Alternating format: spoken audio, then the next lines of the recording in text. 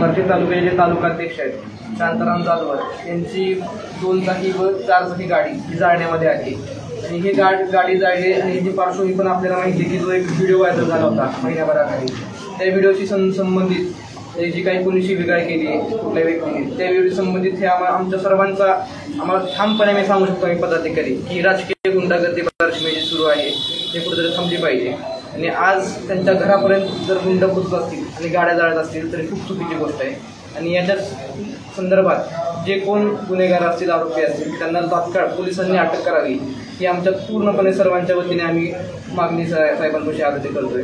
बाकीची माहिती आपल्याला नागेशांना पण दिली। या ठिकाणी आम्ही सर्वजण आमचे सहकारी मित्र शांताराम जाधवर यांच्या घरासमोर त्यांची 4 चाकी आणि दुचाकी जे वाहन जाळपोळीची घटना घडली त्या संदर्भानं आदरणीय पोलीस निरीक्षक फडे साहेब यांना निवेदन देण्यासाठी महाविकास आघाडीच्या वतीनं आदरणीय सुधीर भाऊ विश्वास भाऊ यांच्या नेतृत्वाखाली उपस्थित झालेलो आहोत। पोलीस निरीक्षक फडे साहेबांशी चर्चा करत असताना आम्ही त्यांना सांगितलं की या बार्शी शहरात कायद्याचा धाक राहिला पाहिजे, कायदा म्हणून पोलिसांनी याची योग्य अंमलबजावणी जर केली तर अशा गुन्हेगारी त्यांना आळा बसू शकतो। झालेली घटना अत्यंत दुर्दैवी आणि चुकीची आहे।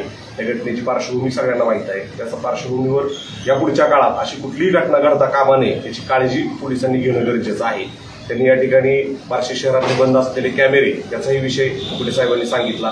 त्या पार्श्वभूमीवर आम्ही विश्वासभाऊ आम्ही आमदार साहेबांशी चर्चा करून त्या संदर्भानंही पोलीस स्टेशनला CCTV कॅमेरे शहरात कार्यान्वित करण्यासाठी काही शासकीय निधीतून मदत करता येते का याची उपाययोजना करूया। मात्र हे प्रकार थांबले पाहिजे यासाठी पोलिसांनी कठोर पावलं उचलण्याची गरज आहे। ते तुम्ही ज्यांच्याबद्दल सांगताय ते आज उपस्थित दिसत नाही सर, त्यांच्या घरी लग्न काय बोलताय का साहेब? रोहित पवारांनी ट्विट करत असा आरोप केला आहे की प्रशासनावर मध्यंतरी बार्शी शहराचा व्हिडिओ व्हायरल झाला तो आणि जाळपोळ प्रकरण वरच्यावर बार्शी शहरात वाढत आहे, तर मग कुठेतरी प्रशासन का गप्प आहे का? पुन्हा एकदा संतोष देशमुख सारखं प्रकरण व्हायची प्रशासन वाढ बघतंय का? असा गंभीर आरोप रोहित पवारांनी ट्विट करत केला।